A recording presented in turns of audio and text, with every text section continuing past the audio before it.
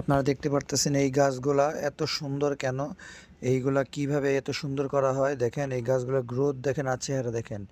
এই গাছগুলো আমরা কি কি ব্যবহার করি সুন্দর করার জন্য আপনারা দেখবেন। এই যে দেখেন গাছের গোড়ায় এই যে এই মাটিগুলার এই টুকটাক ডাল ভাঙলে সমস্যা নেই, এটা হলো গুটি কলম, এটা ডাল নিচের ডাল হলেও সমস্যা নেই। এই এই দেখেন গাছটার আমরা পুলিং করে দিব। এই যে দেখতে পাচ্ছেন কিভাবে পুলিং করা হয়, এইভাবে ডাল আমরা কেটে দিচ্ছি। গাছের মায়া করলে চলবে না, মায়া করলে এইভাবে গাছগুলো গ্রোথ বাড়াতে পারবেন না। দেখেন অনেক সুন্দর। এই যে আমরা জৈব গোবর সার, মানে আমরা পচানো গোবর সার ছিল, এগুলো দিয়ে দিলাম গাছের গোড়ায়। এইভাবেই আমরা প্রত্যেকটা গাছের গোড়ায় এইভাবে পরিষ্কার করে গাছের গোড়ায় দিয়ে দিয়ে আর পুলিং করে দিই। দেখতে পারতেছেন আমরা এইভাবে পরিমাণ মতো, মানে নিজের আঞ্জাতে দিব, আর একটা কিছু দিয়ে যে মাটিগুলো আওলিয়ে দিব।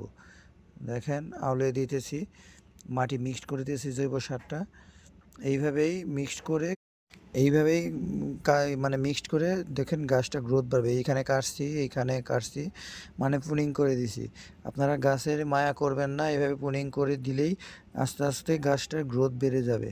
গ্রোথ বাড়লেই আপনারা গাছটি থেকে ভালো ফলন নিতে পারবেন, আশা করি। ধন্যবাদ।